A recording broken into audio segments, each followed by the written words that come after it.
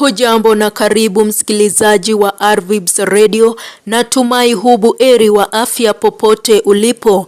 Karibu kwenye taarifa zetu za saa 7 kamili. Jina langu ni Carol Odende. Kwanza tupate yaliomo.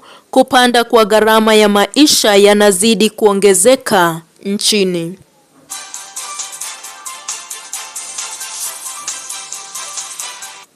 Taarifa kamili.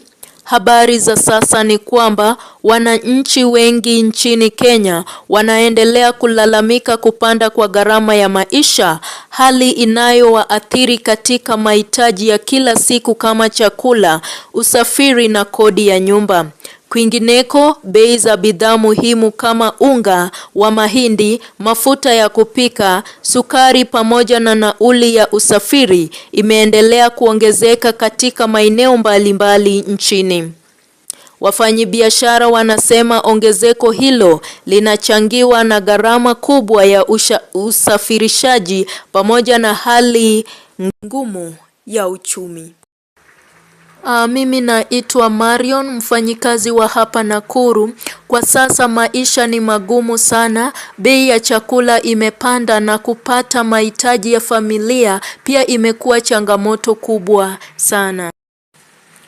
Na katika mji wa Nakuru, baadhi ya wakazi wameeleza kuwa maisha yamekuwa magumu huku mishahara ikibaki ile ile licha ya bei za bidhaa kuongezeka.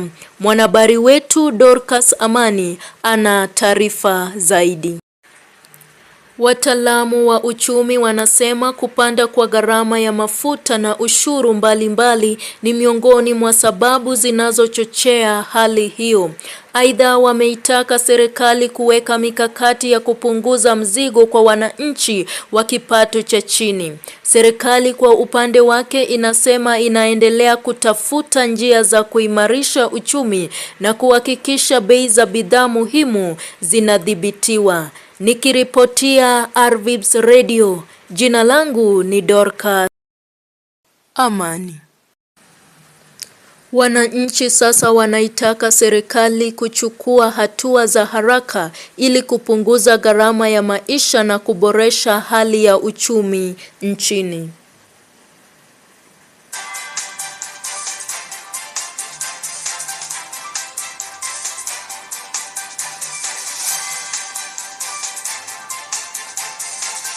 Hizo ndizo habari zetu kwa sasa. Kwa taarifa zaidi, endelea kufuatilia tovuti yetu ya www.arvibs. Mimi mtangazaji wako Carol Odende.